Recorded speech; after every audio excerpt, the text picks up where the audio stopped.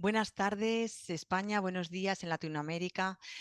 Os damos la bienvenida a esta International Masterclass, un evento organizado por el Instituto Raimon Gaja en colaboración con la Corporación Universitaria Iberoamericana de Colombia.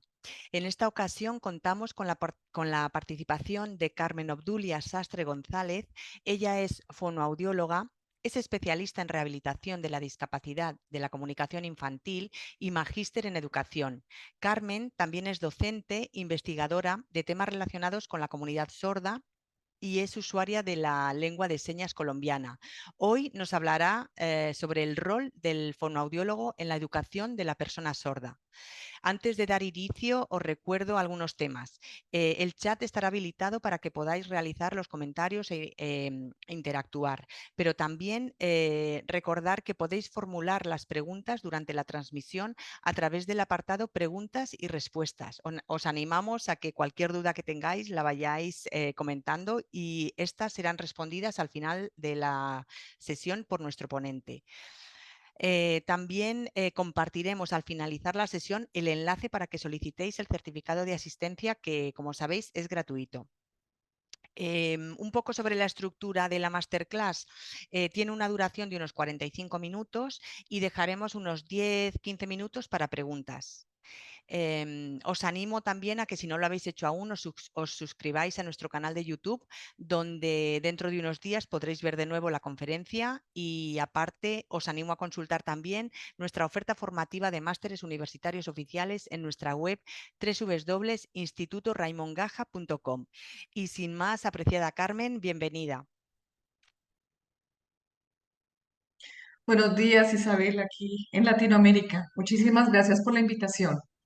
Entonces, vamos a dar inicio como a la charla, básicamente del fonoaudiólogo en educación. Me permiten, vamos a compartir la presentación.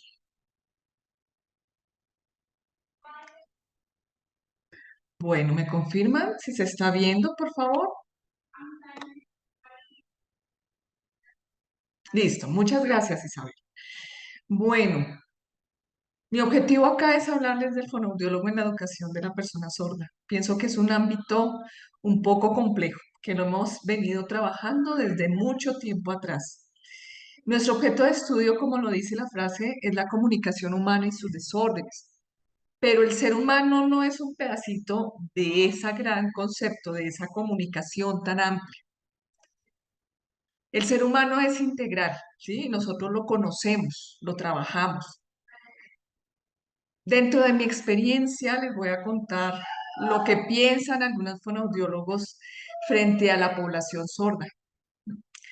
Dicen que es tardío en la escolaridad, que está en situación de discapacidad, que está en condición de discapacidad, que tiene una pérdida auditiva o una discapacidad auditiva, que la mayoría de chicos sordos pueden ser candidatos a rehabilitación, que pueden ser usuarios de la oralidad, dependiendo del caso, que pueden ser usuarios de la lengua de señas, que tienen dificultades para leer y escribir, pero que la gran mayoría tiene un potencial para salir adelante. Eso es lo que pensamos muchos de los fonoaudiólogos de la persona sorda.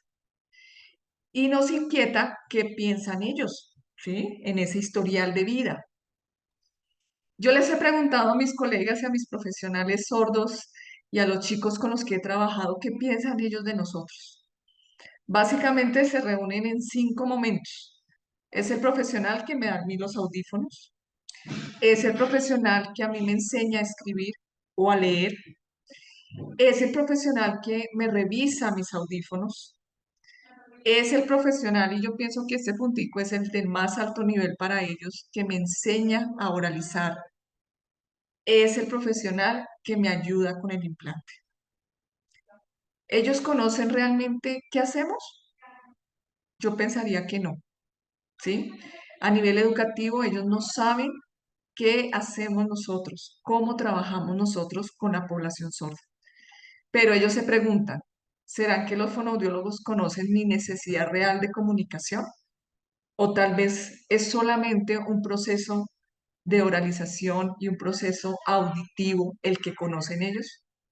Yo tengo estas inquietudes y espero resolvérselas en el transcurso de la charla. O tal vez es mejor que ustedes queden con esas inquietudes, colegas. En la actualidad, aquí específicamente en Colombia, yo me imagino que en el resto de los países tal vez sucede lo mismo. Nos dividimos en dos grupos grandes. La rehabilitación, habilitación de los procesos comunicativos, desde ese enfoque audiológico, donde la persona sorda llega por primera vez, ahí revisan su proceso auditivo, determinan si es un candidato para un implante coclear, para unos audífonos, determinan si es candidato para esa oralización. Y está el otro equipo, ¿sí? Que somos, o la mayoría, fonoaudiólogas educativas, con un enfoque más social, donde la pérdida auditiva pasa a un segundo plano, ¿sí? Los chicos en ese escenario educativo ya llegan diagnosticados, o ya llegan con un implante, o ya llegan con unos audífonos, o tal vez no. Es aquí donde ese enfoque social empieza a tener una mayor relevancia en nuestro quehacer profesional. ¿Qué sucede? Que estos dos grupos caminan solitos, ¿sí? Las personas que están dedicadas a la rehabilitación oral oral, las audiólogas, van solitas. Nosotras que estamos en el escenario educativo también vamos solitas. Yo pienso que es momento de generar una relación bidireccional, una relación conjunta entre ellas y nosotras. Somos los mismos fonoaudiólogos, somos del mismo gremio, que la experiencia nos ha llevado a diferentes caminos, pero es importante unirnos, sobre todo para el impacto que tiene esa rehabilitación frente a las condiciones de comunicación que viven los niños sordos escolarizados, los jóvenes sordos escolarizados. Alguien me decía, pero es que tú estás comparando. No, no es comparación. Yo pienso que es igualdad de oportunidades con la población sorda. Es poderles proveer una igualdad de oportunidades. Entonces, estos dos grupos se deben unir y deben caminar en una misma andén, deben ir de la mano para poder ofrecer los mejores beneficios a la comunidad sorda. ¿Quién es la persona sorda para el fonoaudiólogo? Yo siempre me lo he preguntado, ¿sí? Y con toda la experiencia y con todo lo que he hablado con ellos. ¿Quiénes somos? ¿Y quiénes son ellos para nosotros? La persona sorda para nosotros es un ser humano, desde lo biológico. Presenta una pérdida auditiva, sea leve, sea profunda, unilateral, bilateral, neurosensorial, conductiva, mixta. Presenta una pérdida. Punto. No hay un camino diferente. Así es. La persona sorda es un ser humano desde lo lingüístico. Desarrolla una función muy innata en el hombre que es el lenguaje, sea a través de su lengua de señas, sea a través del castellano oral, sea a través del castellano escrito, genera un proceso de lenguaje. Yo he tenido colegas que me dicen, no, es que la persona sorda tiene un pensamiento concreto. Pienso que ya es momento de empezar a reflexionar. Ellos no tienen un pensamiento concreto, tienen todas las condiciones para generar pensamientos mucho más abstractos. Y eso lo hace ese desarrollo lingüístico. La persona sorda es un ser humano desde la interacción comunicativa. No los podemos ver individuales, solitos, no. Debemos verlos como participantes de un colectivo, ¿sí? Generan las mismas tareas, las mismas actividades que otras personas. Y vuelvo y reitero, no es comparación, es una igualdad de oportunidad.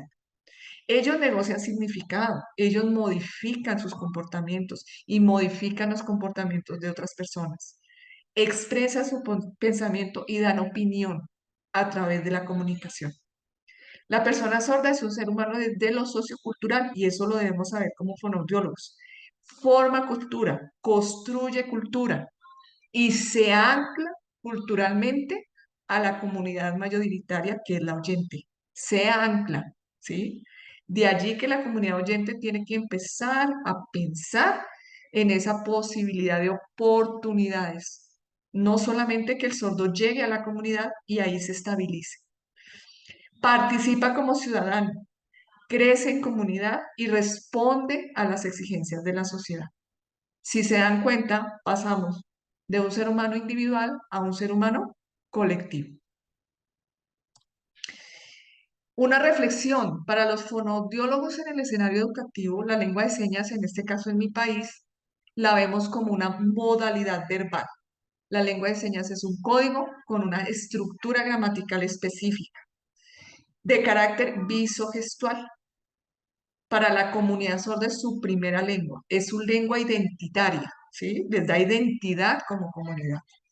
Permite la manifestación de ese lenguaje a través de los diferentes signos verbales, es decir, las señas, convencionales, creativos, arbitrarios, como tú los quieras ver.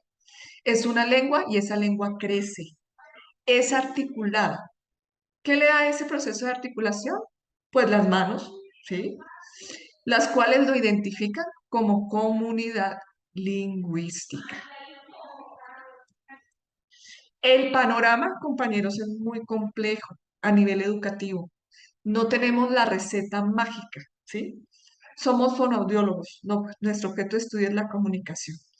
En el escenario ustedes van a tener en cuenta o van a tener posiblemente personas sordas que ya llegan diagnosticadas, que ya llegan con una rehabilitación. Aquí es donde nos unimos con esa visión a nivel audiológico. No podemos dejar de hacer el eco a nivel educativo, si es un chico que está en proceso de rehabilitación. ¿Qué debo mirar yo como fonoaudiólogo cuando el chico me llega en estas condiciones?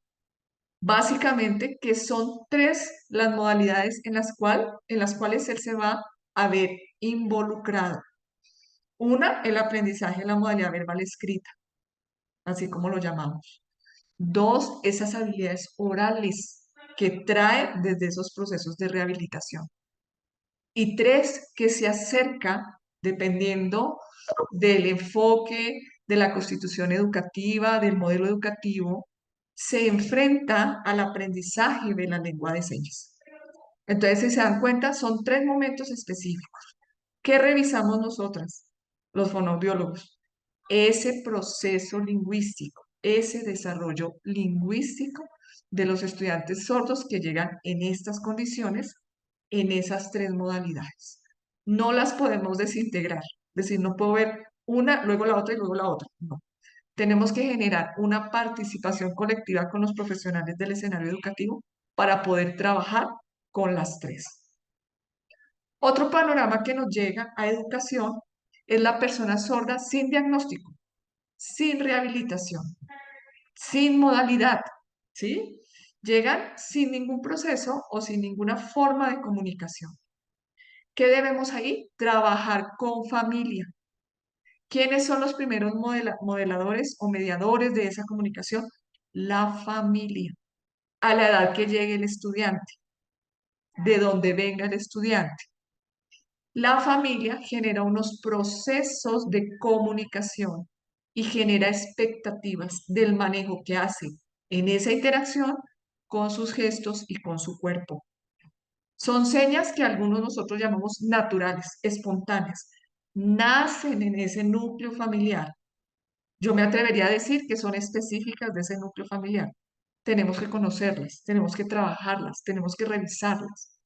¿Por qué? Porque este chico va a entrar a la lengua de señas y hay un paso de esa gestualidad que maneja en su casa. Nosotros aquí lo llamamos de ese gesto que se ha generado en esa inquietud familiar, ya un gestema, que es una estructura de un código. Y ese se le va a volver el elemento de mayor prioridad, porque en el colegio se maneja la lengua de señas.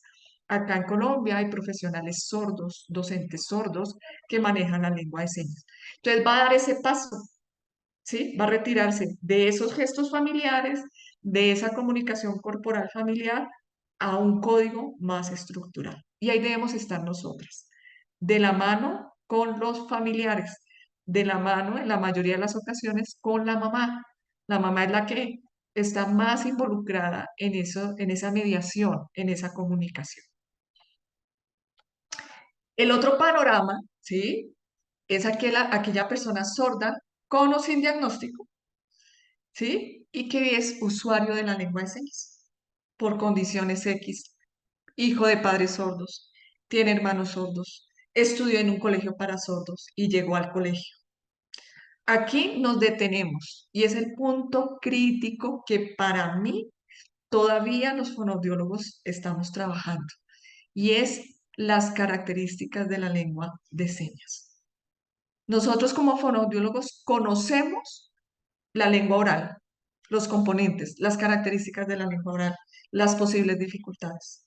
Conocemos las características, los componentes de la lengua escrita, ¿sí? En todos esos trastornos de aprendizaje, los conocemos.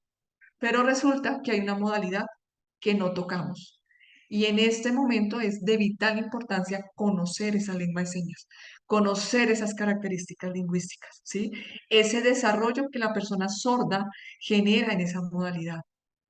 ¿De quién nos unimos? ¿Con quién nos pegamos interdisciplinariamente? Con el profesional sordo, ¿sí? Con ese docente sordo que ha venido trabajando la lengua de señas. Nosotras debemos ser usuarias de la lengua de señas y conocer esas características para poder evaluarla desde esa concepción de modalidad. Otro aspecto, otra persona llega, la persona sorda con el diagnóstico de pérdida auditiva y usuario de la lectoescritura. Han llegado casos, en el escenario donde estoy, han llegado casos. X, Y motivo, tienen unas habilidades súper buenas en lectoescritura, pero no se acercan ni a la lengua de señas ni a la oralidad. ¿Qué? Nos toca revisar esas características lingüísticas de la modalidad verbal escrita y revisarla para poderle dar transición a esa lengua de señas. Me van a decir, pero es que de acuerdo a la historia y de acuerdo al método, el método bilingüe nos dice que primero es la lengua de señas y luego la lectoescritura. Nos toca generar una simultaneidad, porque la mayor lengua que él viene es con la lengua escrita. Tengo que hacer esa transición a la lengua de señas.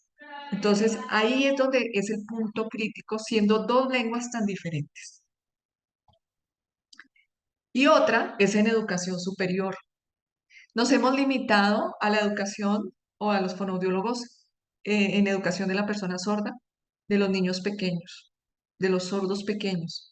Pasan aquí en Colombia a un bachillerato y quedamos mucho más cuando pasan a la educación superior. Nosotras también tenemos que estar ahí también. ¿Qué pasa? Es un campo que está árido, es decir, el fonoaudiólogo casi no lo toca en algunas ocasiones. Son chicos sordos que llegan con un diagnóstico de pérdida, son chicos sordos que algunos manejan la oralidad, la lengua de señas, algunos manejan la lectoescritura. Yo debo generar, reconocer qué habilidades tiene esta persona sorda para poder estar en un equipo de inclusión y generar estrategias que permitan su participación académica. Aquí el enfoque cambia, es decir, cambio yo esas estrategias. Debo participar con el equipo de inclusión, debo tomar decisiones con ese equipo de inclusión, debo colaborar con esa flexibilización curricular. Sí, la comunicación es transversal al ser humano y el fonoaudiólogo debe estar aquí. Ya hemos tenido aquí en la Ibero experiencias cercanas de cómo se hace esa flexibilización y cómo el fonoaudiólogo debe estar ahí en ese contexto.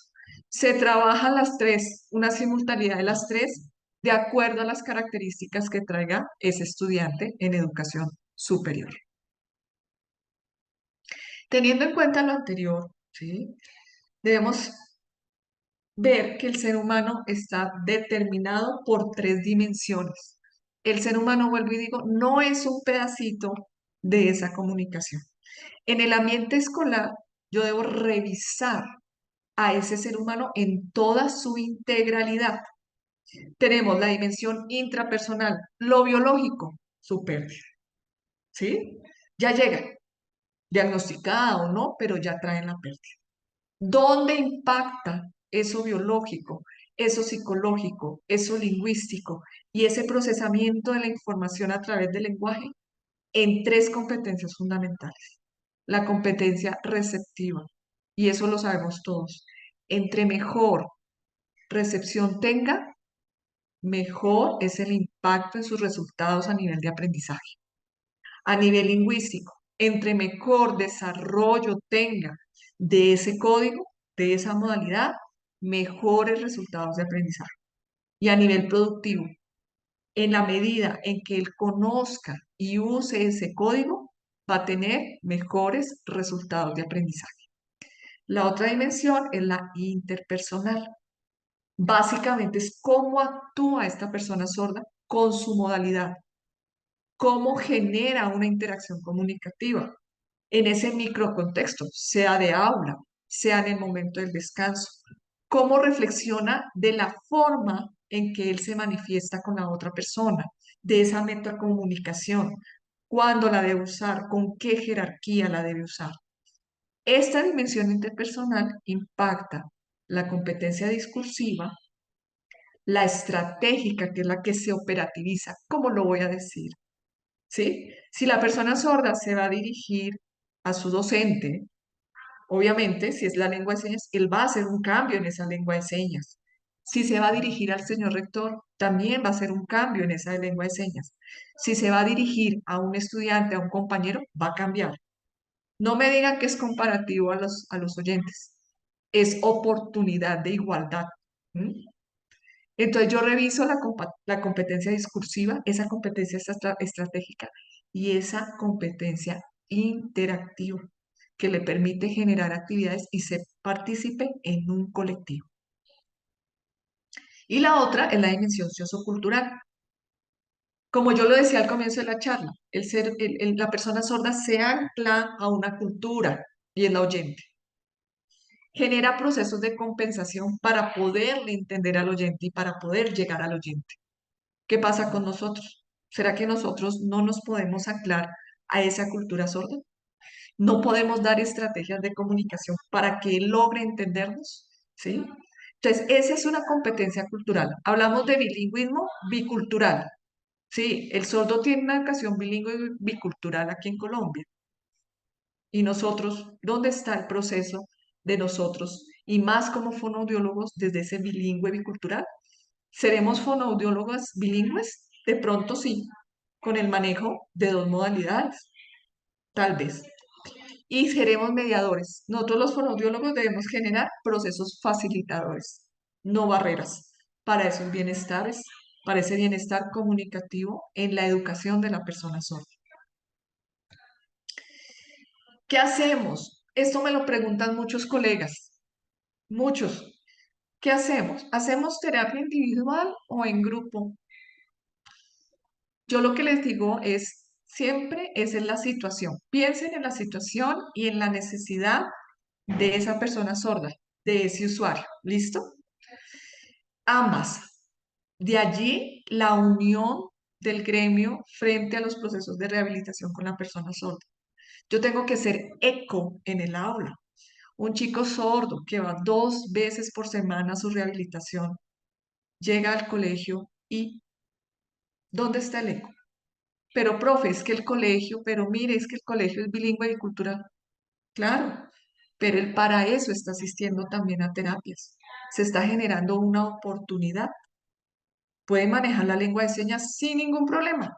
Puede manejar la oralidad sin ningún problema. Yo debo tener una comunicación permanente. Aquí en Colombia no nos permite, a nivel educativo, hacer terapia individual, pero yo debo tener una comunicación directa con esas rehabilitadoras, ¿sí? Para poder trabajar, para poder orientar a esos papás, a ese chico en casa. ¿Hacemos rehabilitación oral? Sí, si lo ameritan, y diría yo, si nos lo permiten. Siempre orientadas por la rehabilitadora, ¿sí? No es que a mí se me ocurrió y venga, no, siempre. Por eso las rehabilitadoras se entrenan, por eso las rehabilitadoras son certificadas, ¿sí? Voy a ser muy clara y de pronto un poquito doloroso. No cualquier profesional de fonoaudiología puede hacer la rehabilitación, ¿sí? Por eso hay que estar unidos con ellos. ¿Trabajamos en la lengua de señas? Sí. Si a mí me preguntan, ¿usted está a favor de la oralidad o de la lengua de señas? En los procesos de aprendizaje, la lengua de señas se vuelve un código y una modalidad importante de transición de aprendizaje. Y es respeto a la comunidad y de acuerdo a las condiciones de la persona, ¿sí? Del estudiante sordo. Trabajamos la lectura y la escritura. Claro, la lectura y la escritura es un elemento de unión entre culturas, entre el oyente y la sorda. El chico va a la tienda, ¿cómo se comunica? Pues con lectoescritura. Instintivamente y espontáneamente, uno de oyente escribe. Uno dice, el sordo sabe escribir, venga, yo le escribo. Es un acceso también a la educación y es la unión de dos culturas. Trabajamos con los profesores, padres y la comunidad educativa, con todos. Eso debe aplicar a las funciones en el colegio. Yo debo generar programas de consejería que me permitan a mí traer a los padres, participar con los padres. Muchos padres están inquietos, ¿sí? Lo implanto, no lo implanto, le doy lengua de señas, no le doy lengua de señas. Hay que ayudarlos, hay que aconsejarlos de la mejor manera. Muchos profesionales les llega el chico sordo al aula y no saben cómo trabajar con el chico sordo. Allí estamos nosotros. ¿Remitimos a servicios de salud? Sí, tenemos conocimiento. Miren, esto es muy discutido. A veces dicen, no, usted no puede remitir. Usted es una audióloga, no puede remitir. Sí lo podemos hacer. Eso no les quede la menor duda. Si vemos que requiere una remisión a audiología, audiología. A terapia ocupacional, a terapia ocupacional. Tenemos los conocimientos para apoyarnos de otros profesionales. Trabajamos con niños sordos, trabajamos con jóvenes, trabajamos con chicos de educación superior, con todos. Ellos nos necesitan, necesitan la comunicación, inclusive en casos clínicos. A mí me ha tocado la experiencia de ir a las clínicas, a colaborarles, ayudarles, porque no entienden qué les está diciendo el médico, qué le van a hacer, por qué lo van a operar, ¿sí? Trabajamos en preescolar, bachillerato y educación superior. Bueno, acá en Colombia es preescolar, bachillerato y educación superior. Claro que sí. Debemos generar unos programas, unas estrategias que nos permitan abordar desde esa comunicación temprana, muy pequeñitos, hasta cuando salen a la educación superior. ¿Mm? ¿Cómo están ellos inmersos en la educación superior? Entonces debemos ser transversales. Por eso la comunicación es transversal a la vida. He tenido abuelitos sordos. He tenido personas con afasia, sordas, ¿sí? Que tienen dificultades. Entonces, si yo genero una trazabilidad educativa con la población sorda, va a generar impacto social. Y el fonoaudiólogo está ahí, inmerso en esos equipos de trabajo. ¿Qué debo tener yo? Y creo que el tiempo me rindió. Conocimiento de las modalidades, sus características y posibles dificultades. Sí, colegas. ¿Tengo que aprender la lengua de señas? Yo pienso que es un deber. Como fonoaudiólogo es un deber aprenderla y usarla, acercarme a ella, conocerla. Conozco la modalidad verbal oral perfectamente. Conozco la modalidad verbal escrita perfectamente. Sé cómo diagnosticar en esas dos modalidades. ¿Podemos diagnosticar en la lengua de señas? Claro. Hay chicos sordos con dificultades de aprendizaje. Hay personas sordas con afasia. Tenemos chicos sordos con asociado, parálisis cerebral, autismo. Entonces, debemos conocer las modalidades. ¿Debo ser usuario de la modalidad? Claro. Nosotros como fonoaudiólogos debemos ser facilitadores, no barrera. Eso debe ser muy claro. Por eso digo, es importante unirnos nuevamente con esa visión audiológica. Nosotros debemos ser facilitadores de esa comunicación. Inclusive, y ese es otro tema, con chicos sordos que presentan multidéficit. Y aquí hago una aclaración. La lengua de señas como lengua no es un sistema alternativo. Se vuelve un sistema alternativo cuando la persona sorda tiene multidéficit y algunas señas de esa lengua se me vuelven importantes para la creación y diseño de esos tableros o de esos medios de comunicación. Ahí estoy siendo facilitador y estoy siendo ese facilitador con la lengua de señas. Conocimiento de las características de la persona sorda a nivel individual, claro. Tengo que conocer que tiene un diagnóstico, cómo impacta ese diagnóstico, si tiene algo más asociado, una parálisis cerebral, un autismo, ¿sí?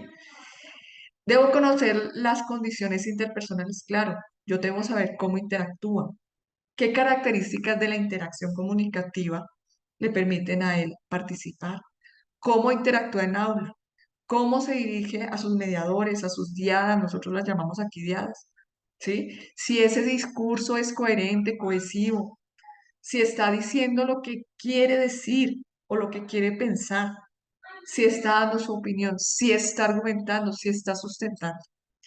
Y a nivel sociocultural, respeto mucho por la comunidad, conocer su historia, revisar su historia, ¿m? Mirar qué antecedentes, qué oportunidades, qué tiene este chico o este joven o este chiquitico para educarse, hacia dónde socialmente se va a proyectar. ¿Cuál es mi rol asistencial? Eso sí es clarísimo. Yo tengo que evaluar, tengo que diagnosticarlo, tengo que intervenir bajo la serie de condiciones que me lleguen los chicos sordos al escenario educativo. Con las funciones, ya que ustedes conocen, evaluación, diagnóstico y intervención, PIP, obviamente, asesoría y consejería. ¿Qué área debo evaluar? Lenguaje. Las tres modalidades tengo que revisar esa área del lenguaje. Ser un comunicador profesional, efectivo en los procesos interdisciplinarios, claro. Yo debo brindarle a los profesionales, debo brindarle a los padres de familia un conocimiento claro. Vuelvo y digo, específicamente con los papás tienen unas expectativas grandísimas. Otros se derrotan en el camino. ¿M? Entonces, es muy, muy importante que nosotros sepamos cómo orientar a estos profesionales, cómo orientar a estos papás, cómo orientar a la comunidad educativa, desde las políticas, desde la gestión educativa. En mi país hay muchos fonoaudiólogos que pertenecen a los colegios del gobierno. ¿Qué estamos haciendo? ¿Cómo estamos trabajando? ¿Cómo estamos participando? ¿Cómo estamos participando con la población sorda? ¿Qué oportunidades le estamos dando a nivel de comunicación a la población? ¿Dar la información asertiva a los familiares y acudentes de la persona sorda? Sí. ¿Por qué es candidato a rehabilitación? ¿Por qué es candidato a ser usuario de la lengua de señas? Miren, esto es un choque para los papitos. Muchos de los papitos trabajan de acuerdo a cómo el fonoaudiólogo les indica. Le creen más al fonoaudiólogo, por mi experticia. Si el fonoaudiólogo les dice, oriéntenlo hacia implante coclear, él lo hace. ¿Sí? Entonces tengamos en cuenta que nosotros tenemos una imagen fuerte con los papás. Y vuelvo y digo, ellos nos obedecen. Entonces, si yo lo enruto mal, pues ahí estamos afectando a la persona sorda. Tener una comunicación con la persona sorda, sí, súper importante, involucrémoslo. Actualmente hay profesionales sordos, licenciados, lingüistas, bueno, psicólogos. Involucrémoslo en nuestro proceso, en nuestro trabajo. Hagámoslos parte del equipo interdisciplinario. Lo mismo a los jóvenes cuando están en intervención. Contémosles qué estamos haciendo, cómo lo estamos haciendo y para qué le va a servir lo que estamos haciendo. Vuelvo y digo, es dar igualdad de oportunidades y hacer partícipe a la persona sorda de nuestro quehacer. Y aquí hago un llamado importantísimo, la investigación. Yo a veces me pongo a pensar y digo, deberíamos hacer un encuentro de investigación de fonoaudiólogos en la comunicación con la persona sorda. Sé que hay muchas investigaciones, pero se están quedando quieticas. Hagamos partícipe a los sordos, revisemos cómo ellos pueden trabajar en investigación. Yo he tenido la experiencia de trabajar con sordos en investigación y nos ha ido muy bien. Ellos participan, saben y nos orientan. Aplicar sus conocimientos, actualización permanente. En la educación de la persona sorda es muy importante estar a la vanguardia. Actualmente se habla de una privación lingüística. ¿Será que tienen una privación lingüística? Alguien por ahí está gritando, ¿dónde están los fonos que nos ayuden a determinar si hay esa privación lingüística en la comunidad sorda? ¿Sí? Si tal, de pronto el discurso, el código no alcanza unos procesos de sustentación. Y vuelvo y reitero, no es porque tengan pensamiento concreto, no. Ellos tienen todo un pensamiento abstracto.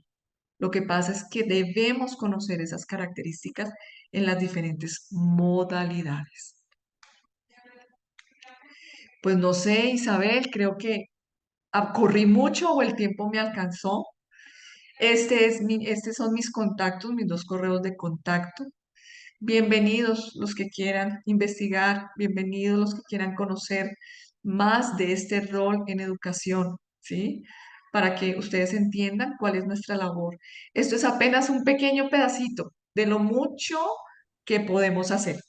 Isabel, tú me dirás, el tiempo voló, no sé si estoy mal. No, no, no, no, vas bien, Carmen. Te ha cundido mucho, sin duda has aportado muchísimas cosas.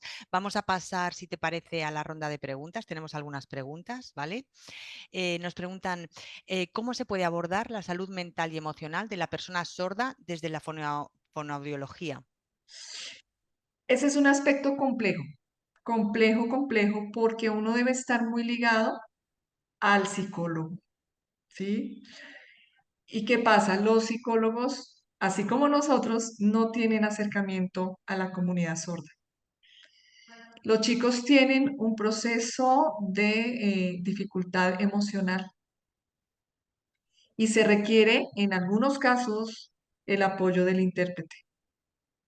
Entonces, es más de concientización, pienso yo, más de sensibilización del uso de ese servicio de interpretación en las situaciones ya de trastorno mental. ¿M? Los hospitalizan y ellos no saben por qué, ¿sí? Y cuando reaccionan después de todo un tratamiento, ellos entienden muy poco qué fue lo que pasó, ¿sí? Entonces, sí veo la necesidad de hacer una sensibilización fuerte y unirnos con los compañeros de psicología para este trabajo. Esa sería una muy buena investigación. Aquí precisamente otro de los asistentes, Olga, nos dice, ¿el psicólogo en educación debería saber la lengua de señas? Supongo que sería Sí, lo ideal, ¿no? lo ideal, sí, señora. Aquí en Colombia tenemos psicólogos sordos, bastante complejo, bastante barrera para que entre a trabajar con su población, ¿sí? Tenemos más o menos unos tres que yo conozca aquí en la ciudad de Bogotá y ha sido complejo que les creen que ellos puedan trabajar. Claro, compañeros psicólogos, muy bien. Si se acercan a la lengua de señas, eh, el boom, el boom porque se necesita el trabajo con los chicos. Una otra pregunta es, ¿cómo podemos ayudar a las personas que no sabemos el lenguaje de signos? Ahí tenemos que ver la situación del chico en educación, ¿sí? ¿Cómo me apoyo yo? Yo soy usuaria de la lengua de señas, pero yo tengo estudiantes. ¿Cómo se apoyan ellos con las personas sordas que están en los colegios? Estoy hablando del panorama de Colombia. Hay que hacer apertura a los profesionales sordos, ¿sí? Los licenciados. Hay que acercarse a la asociación, a las asociaciones de los sordos en los diferentes países. Los contextos son tan diferentes. Si yo me acerco, yo puedo generar estrategias de trabajo. Así yo no sepa la lengua de señas, que debería ser, pero así yo no la sepa, yo genero unos procesos de estrategias que me permitan a mí colaborar a ese estudiante sordo. Gracias, Carmen. Otra de las preguntas que tenemos es, ¿cuáles son las herramientas y técnicas más comunes que utilizas en la práctica, en el día a día, al tratar con un bebé o con un niño menor de 5 años con problemas del desarrollo del habla y del lenguaje? Uy, ahí sí. Básicamente en el área de sordos, yo me apoyo muchísimo de la mamá en esa comunicación temprana. Yo soy una de las voceras de que las terapias se deben hacer en conjunto con la mamá, ¿sí? Y esa mamita es la que a mí me está indicando cómo va ese desarrollo desde las señas, desde los gestos, desde el cuerpo. Hay una modalidad no verbal riquísima que debemos analizar. Esas manifestaciones corporales de esos bebés sordos, ¿sí? Esas manifestaciones del llanto que conocemos en la población oyente, los chicos sordos también lo hacen. Y las mamás de chicos sordos las conocen. y ellos saben cómo esa gestualidad les brinda unos procesos de desarrollo en esas dificultades del lenguaje. Entonces, peguémonos a las mamás, peguémonos en esas intervenciones a esa participación de esas mamitas o de esos cuidadores que están día a día con sus chicos. Hay bueno, Lady Constanza que nos comparte, digamos que es algo que nos comparte es una estudiante de psicología y dice que le parece muy valiosos los conocimientos que nos has compartido hoy. Dice que considera que como psicóloga que comparten el rol asistencial y que debería de ser un requisito tener esa capacidad de comunicación con la comunidad sorda como estrategia verdadera de Mm. inclusión, ya que hablamos tanto de la inclusión hoy en día, pues que realmente que sea cierto, ¿no? Y como requisito indispensable para tener este tipo de bilingüismo que posibilite una mejor comunicación con la comunidad sorda, que sin duda, Sí, pues desde aquí hacemos un llamamiento, ¿no? a que eso pues se vaya, podamos lograrlo poco a poco y paso a paso. sí, totalmente de acuerdo. Em,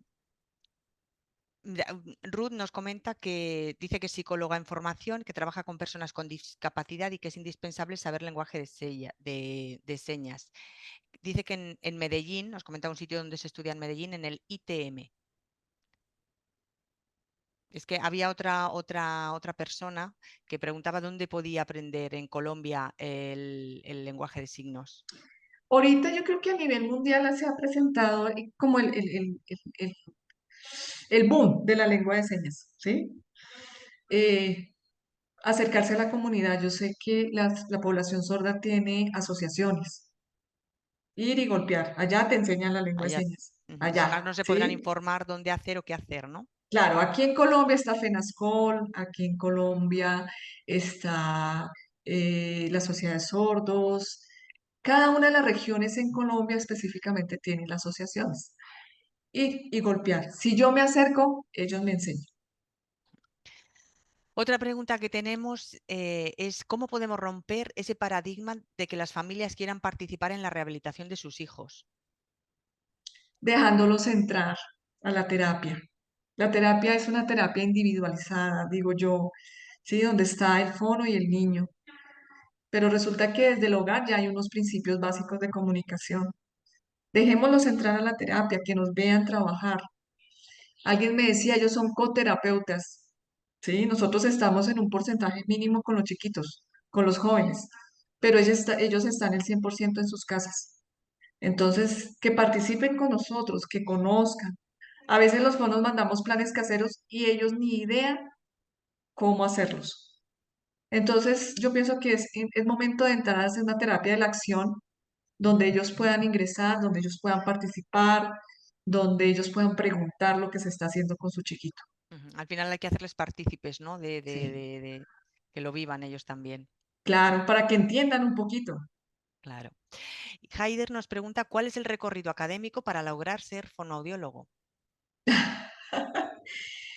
Bueno, soy de la Universidad Nacional, ¿sí? Yo hice mis pinitos con una persona sorda, ella fue la que me incitó a la fonoaudiología. Yo quería ser pediatra, imagínense. Y me incitó a la fonoaudiología por esas condiciones de negación que tenía ella, es decir, no le permitían hacer la lengua de señas, no le permitían estar con sordos. Y en el transcurso del tiempo entré a la Universidad Nacional y mi línea fue ese campo de acción, ¿sí? Cuando salí, yo trabajé con oyentes, no trabajé con sordos, luego trabajé con sordos y la vida me ha llevado a seguir investigando, a seguir trabajando en ese rol de educación. No dejen de investigar, es como mi llamado. Si a mí me gustan los sordos y quiero trabajar, investigo, trabajo porque eso me permite a mí actualizar también a mis colegas. Muy bien, Carmen. Pues mira, ha sido un placer escuchar toda la información que nos has facilitado en esta masterclass, la importancia de adquirir conocimientos y habilidades sobre cómo trabajar con personas sordas tanto dentro como fuera del aula y sobre todo de estar al día de esta investigación que hace falta y de esta formación constante. Así que desde Instituto Raimon Gaja nos queda darte las gracias por tu aportación, por haber estado hoy con nosotros y damos las gracias también a todos los asistentes y sobre todo también a la Corporación Universitaria Iberoamericana de Colombia por colaborar con nosotros. Así que hasta la próxima. Muchas gracias. Muchas gracias, Isabel. Muchas gracias al instituto. Feliz día.